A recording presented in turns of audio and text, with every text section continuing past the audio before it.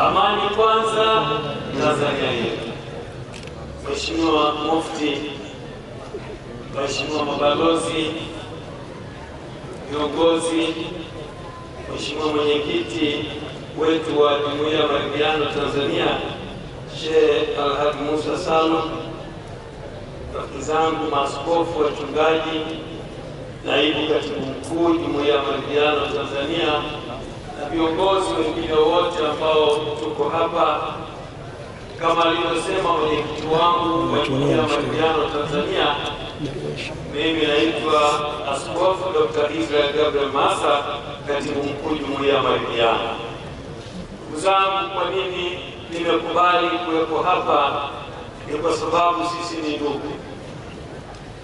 Ni kwa sababu sisi ni ndugu, na ni kwa sababu ya raha hii ambayo tunayo, kuweza kukusanyika hivi, kuweza kukaa hivi, kwa sababu ya amani yetu tulionayo katika nchi ya Tanzania.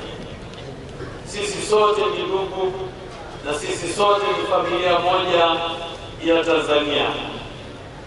Jumuiya ya Maridhiano ambayo inaongozwa na shehe wetu wa mkoa wa Dar es Salaam, rafiki yangu na ndugu yangu Alhaji Musa Salum, lengo kubwa la Jumuiya ya Maridhiano ni kuwa kama hivi tulivyo.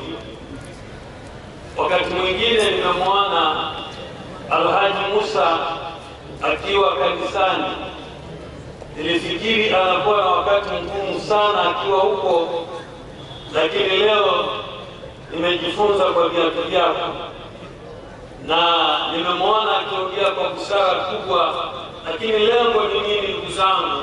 Ni kudumisha amani iliyoko katika nchi yetu ya Tanzania.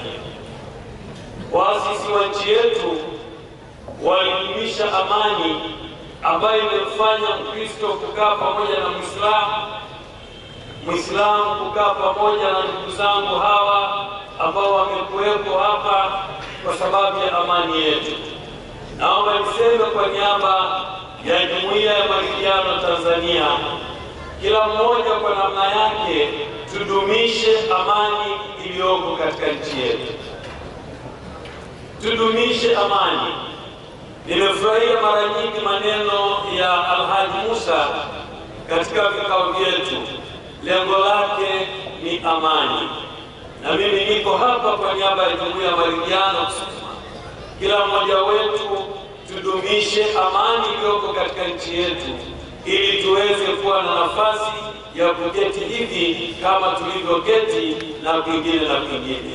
Mheshimiwa Mufti, na kushukuru kwa ushirikiano wako mkubwa katika jumuiya yetu ya Maridhiano. Waislamu nchi nzima wanaheshimu Jumuiya ya Maridhiano kwa sababu ya kauli zako. Naomba nikushukuru na nikushukuru na nikushukuru tena. Asante.